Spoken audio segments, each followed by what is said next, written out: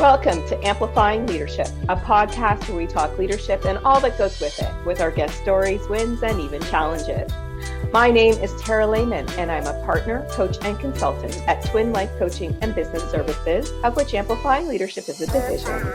For our leadership friends, we love to support you through this podcast, tools, community, and more as part of our leadership services. To learn more about our Amplifying Leadership division, please visit amplifyingleadership.ca.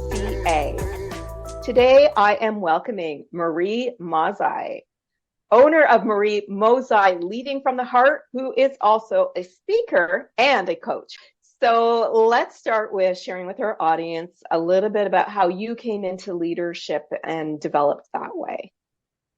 You know, I think the leadership piece probably started when I was young and I didn't know it, which is probably a good thing. Just coming into different opportunities where as a kid, you say, yes, I'll do this. Or I remember writing a essay on the golden rule and, you know, what that meant, which was being kind to others. And I think I won an award, and I think that was like in first grade. So, oh, wow. Yeah. So it's funny to think about, and, you know, I think it was a savings bond. So who even has those, right? Yeah. But from that little place of leading from the heart, that's always kind of been my leadership mantra. It was just really about diversity, pulling people in, inclusivity. I know I had a sensitivity to like not wanting to leave somebody out as a child. And then all the way through from sports, being involved in teams and student government, and then into, you know, my career, which led me into working with teams all around the country in the spa and wellness industry, from union setups and union staff to brand new startups. So it was maybe a natural piece or a calling, I don't know, but I wanted to find the best in others and work together. That was something that was at the forefront in my life for as long as I can remember. And I'm just going to touch briefly on something that you mentioned because it's not our topic today, but when it comes to like diversity and inclusion, it's always that when we're kids, we don't see as many differences from my experiences anyway, in talking with others. And so leadership can start pretty easily in childhood, right? So it's interesting that you brought that up. I'm glad you mentioned that too, because in my book, there is a chapter on I talk about hospitality. But I remember when I was younger, I went to a Catholic school and I asked my best friend, Robin, I asked my parents if I could bring her home. And, you know, I think I was in second, third grade, and never mentioned to my dad and my mom that she was, you know, lived on the other side of town she was a Black family. Never said that. And later on, as I was older, my dad had said to me, you know what, when we opened the door and Robin came in, he said, you never mentioned that she was Black. And I was like, why would I? I never saw that difference. Right. Exactly. She was my friend, and that's all that mattered. So yeah. Interesting. Yeah. So I know we're going to talk about servant leadership today, which is a great form of leadership and one that I do myself. But I want to talk a little bit about some wording that you gave me around servant leadership, which was servant motherhood as it relates to leadership. So why don't you help our audience understand what that means? And then we'll get back into the servant leadership conversation. Well, I recently wrote a book and was tossing around titles for it, and then also the theme of the book as I started, and knowing that leadership was in my heart, but also the servant leadership part, I started to toss around that whole concept of, wow, servant motherhood, you know, what does that mean? And obviously that really resonated with me, because the thing that I wanted the most was to live from my heart for my child in a healthy, authentic relationship with her. Obviously, as moms, we want to put our kids' needs first, and we do, but I wanted to lead from my heart and not from any hurt. So that meant dealing with my own stuff first and seeking out counseling and moving through that, and then understanding what it would mean to be a servant mother, compassionate, setting an example, embracing opportunities that I felt comfortable to be honest and vulnerable so my child could be, and to provide a secure, loving environment, which would allow her to take risks without me jumping in, without me trying to fix it. Fall, scrape your knee and get up and let's talk about this, or cry about this and move from there. So it also meant, which mothers, I think we have the best piece at loving our family, and then the challenge of putting ourselves at the bottom of the list. So servant motherhood doesn't mean that you're doing everything for everybody else. It's a we instead of a me. And it also means that I know how to take care of myself, which also displays a great role model piece for my child that, I have going to give of myself, but I need to fill my bucket somehow. So servant motherhood, I think, when you say that to some people, they're like, I know I serve my family all the time. I was like, well, it's a little bit more than that. And I knew in my heart that I also wanted to raise a strong woman. My daughter, Kate, is my only, and compassionate and comfortable, but also standing up for herself, having convictions. And we need future servant leaders. And I'm proud to say that she's just a thriving young married woman. And I know that compassionate heart has come from just living through a servant leadership, servant motherhood model. Mm-hmm. And I love that you can now take the servant motherhood piece and give it to a new generation so they can be great servant leaders.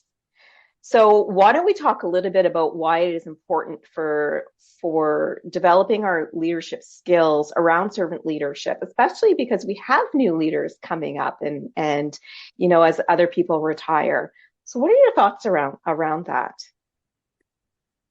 This young, youthful generation right now, it's interesting. I just gave a talk last night and we talked about this whole need to the call to connection, and how, if we look at the mental health issues with our young people today, they're just skyrocketing from, the CDC reports on loneliness and hopelessness. Yes.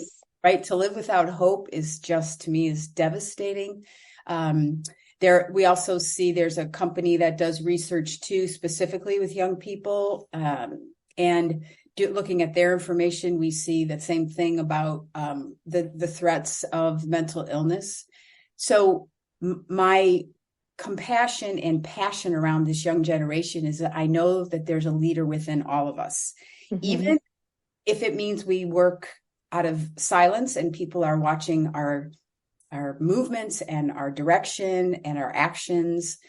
We have potential for somebody out there as the next president. We can go from one extreme to the other, but involving young people in a cause, a purpose, this Gen Z population wants to make a difference. That is one thing that is so clear. Yes. We need to give them a forum where they can move themselves away from the addiction of social media and the cell phone addiction, the smartphones, and uncover their passion, uncover their potential.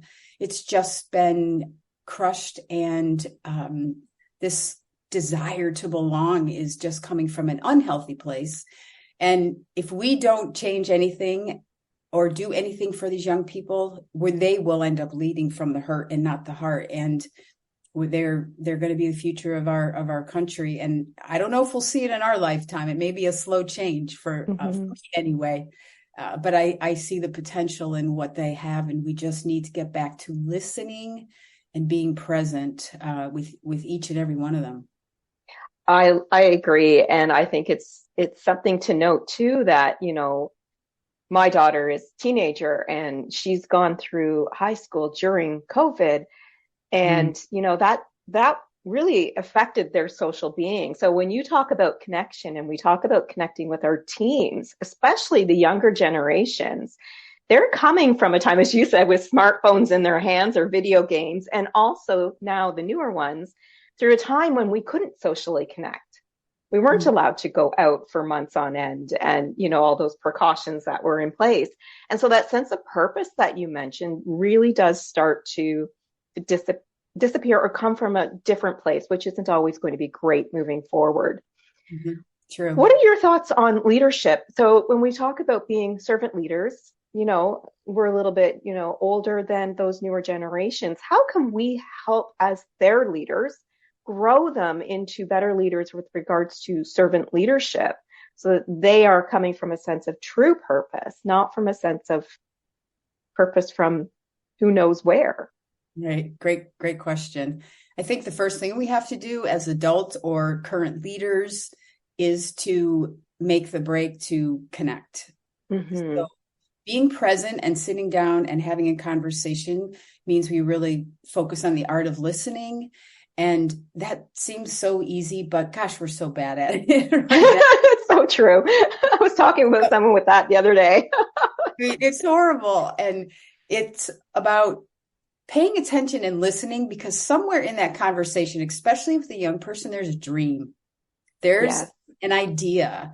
There's a creativity that's just not been opened and launched yet. So if we listen enough to hold on to that and put it in our back pocket, it's something to come back to again. And, to have a conversation where you are present. There are no phones. There's no social media anywhere near us.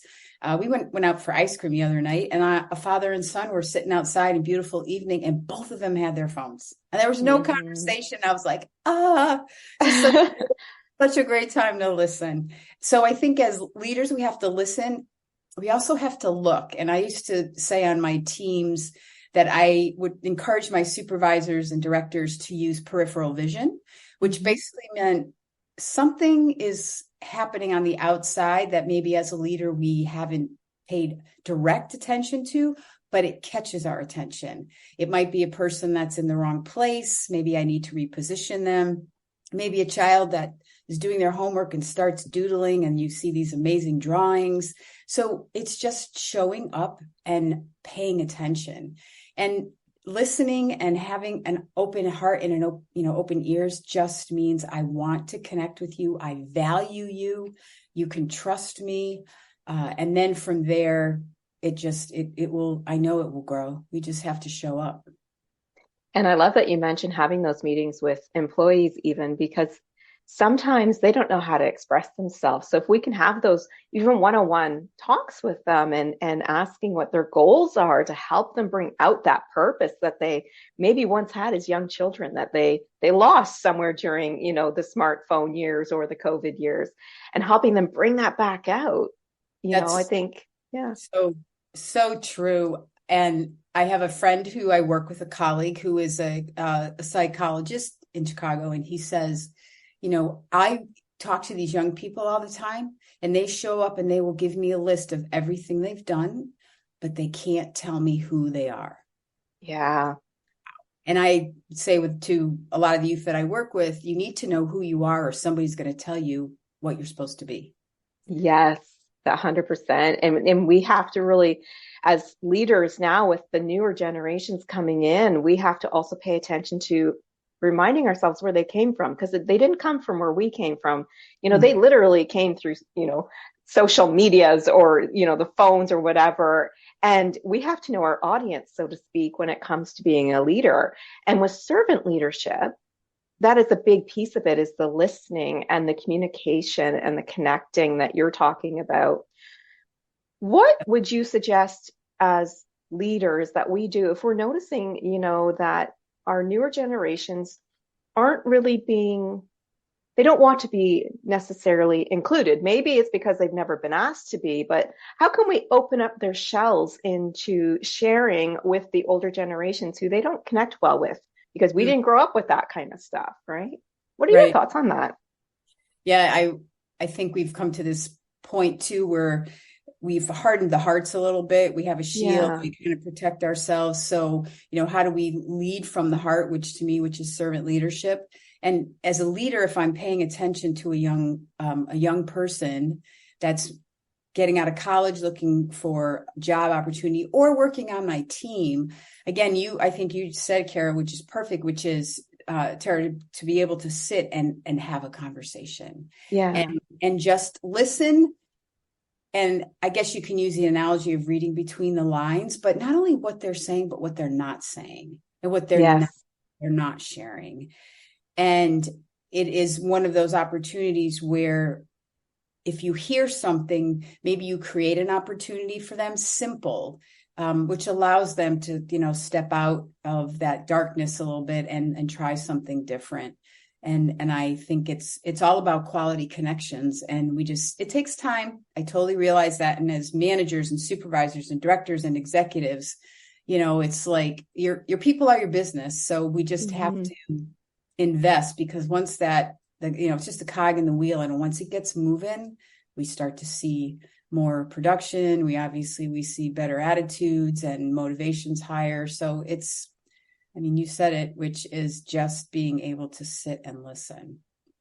And I want to touch on something that you also brought up just now, which is about giving them something different to try. So maybe it's a project that you have and you're wanting them to come out of their shells a little bit, or maybe that they can do more and they've expressed interest, that we could give them that small special project just to see how it goes without pressure. Obviously, we don't want to pressure them, right? If we're giving them a special project.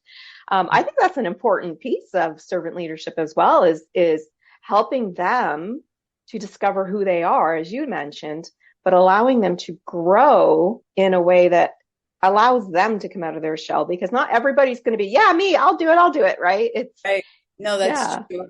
Well, and leadership often is associated with a me and an ego and my way or the highway. And if that's the case, there's no room for that peripheral vision to see possibilities.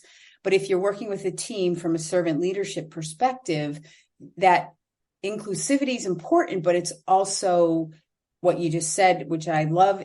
And again, just reflecting back on that is, I'm noticing something different. And that may be a one-on-one approach in a light conversation with somebody, and said, I'd like you to try this, which shows somebody that you're willing to invest, that you're not sending them off the deep end by themselves, that, servant leadership is about a team effort, and that there's no failure, that we try. And if it's a trip and a fall, we pick up and keep going. But it's about taking a risk. And I think as servant leaders, we have to do that.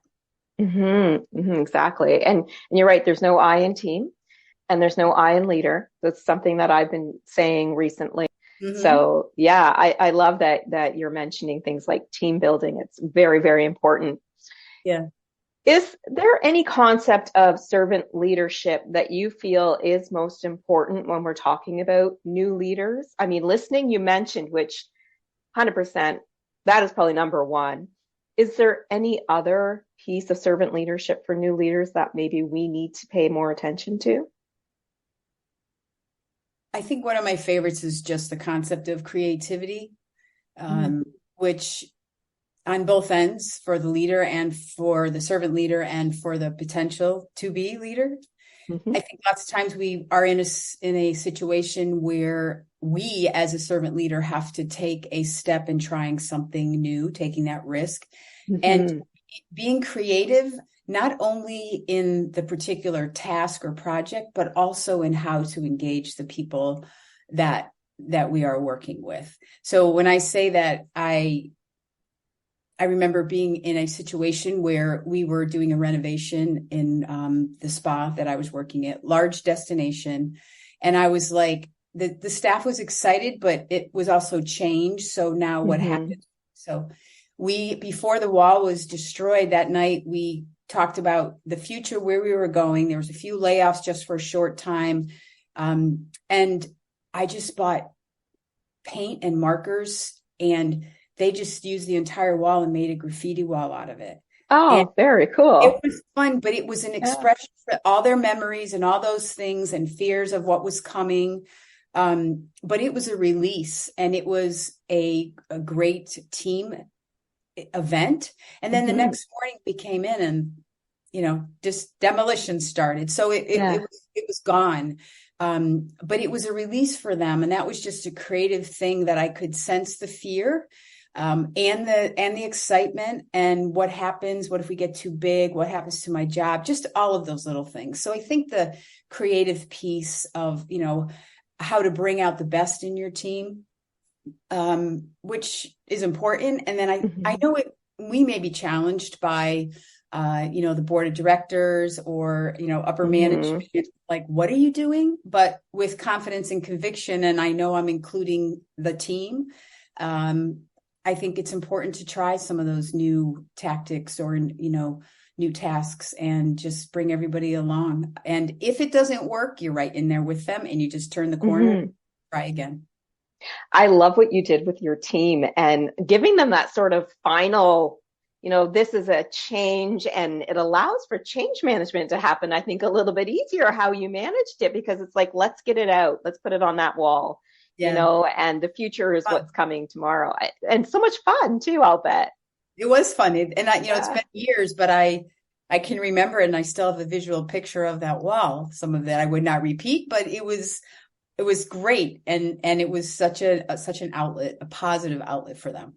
Yeah, I love it. And I think all of us leaders can take a lesson from that. If there is major change happening, be creative on how you can get, some closure to it.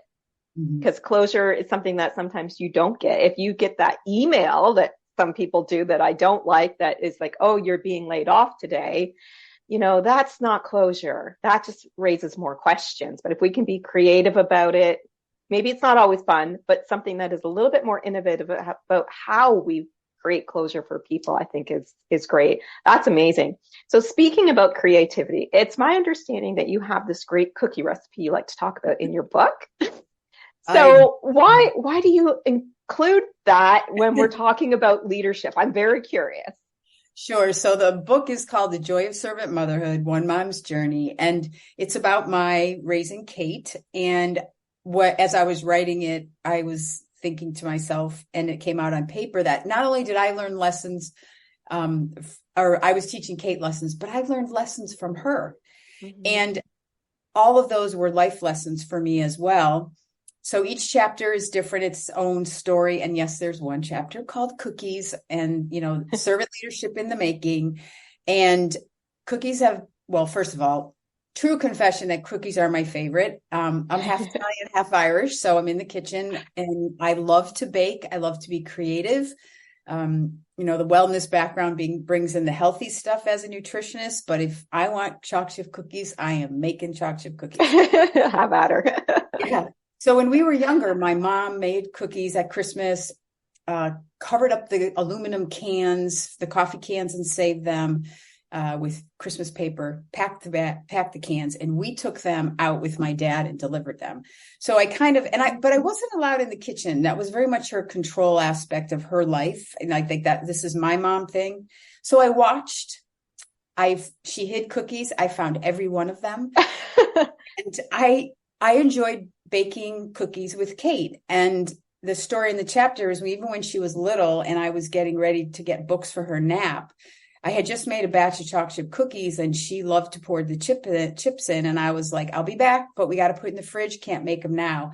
The refrigerator was open when I came back. And here's this 2.5-year-old propped up with her fingers in the bowl. And so that was my cookie helper at the beginning of life. And she continued and we continued to make cookies together. It came to be that every Christmas we would decorate. We still do to this day, no matter, Kate lives an hour and a half from me, but we get together and no matter where I lived in the country, we decorated those cookies. And the leadership piece about that for me was it became such a part of our lives that we have had friends over to decorate the cookies. We have invited those that were around the table that didn't have a place to go, maybe during the Christmas season. It was something to do. The art of decorating them is a unique journey in itself because we've definitely had people that come over and there's no rules, right? It's like, I'm not going to micromanage you. Here's the sprinkles and the frosting.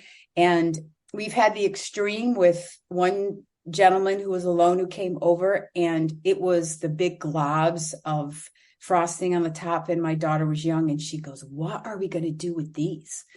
And I was like, well, someone's going to eat them. To the extreme of a friend of ours who was an artist and he decorated this cookie. And I was like, I can't eat this. It was so beautiful.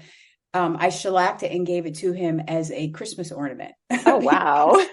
So it was a conversation around the table, a good evening of ideas. It was a mess. There was no directions. Everyone got to express themselves. Mm-hmm. It's also a great example of leadership where the beginning of the project looks really strong, and when you get to the end, you need a little support. So yes, right, you can tell the cookies that were done at the very beginning and the last like 10, because you're like, all right, I'm over this. Yeah. But we kind of cheer each other on and like, we're almost done. So it really has been an opportunity to share with other people, to laugh and cry and, make any conversation around doing the cookies. And it's become something that people wait for every Christmas that we deliver still. They wait for those cookies.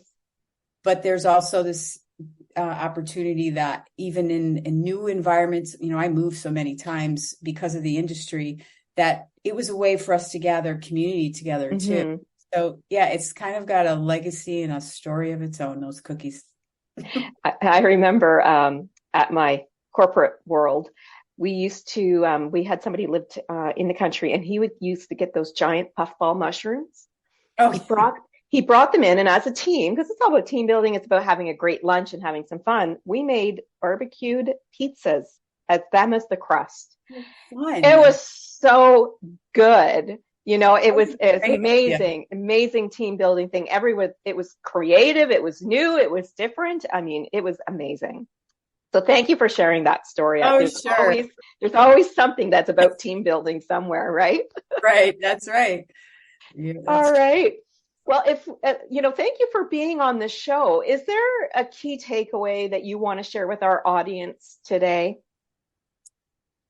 Yes. And I think that just comes from the servant leadership piece of leading with the heart, is to just show up and pay attention. And it's a desperate situation, I feel right now, that we as leaders need to pay attention to, on the power of connection and how we do that, which means that we need to disconnect in order to connect.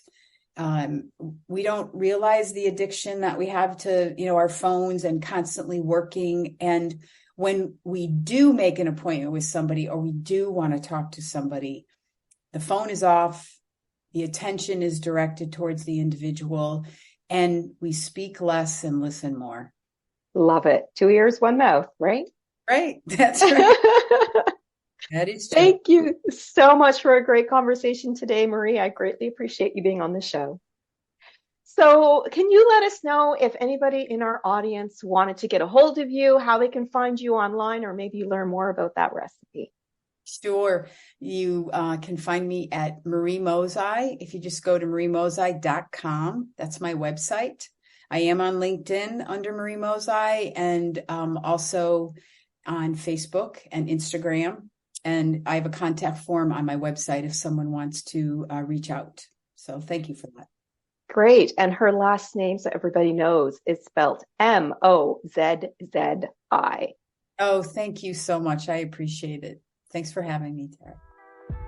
A big thank you to our listeners too. We both do hope that you're taking away some points and perhaps a cookie recipe to help you grow on your leadership path. If you are a leader or someone who does want to grow into leadership, who knows that support and developing your skills are the way to move forward, then check out all of our leadership services and our community at amplifyingleadership.ca. For our social media, you can find us on Instagram, Facebook, and LinkedIn as Twin Life Coaching and Business Services, or on YouTube as the handle Twin Life Coaching. Until next time, everybody, please be safe and be an amazing leader or leader to be.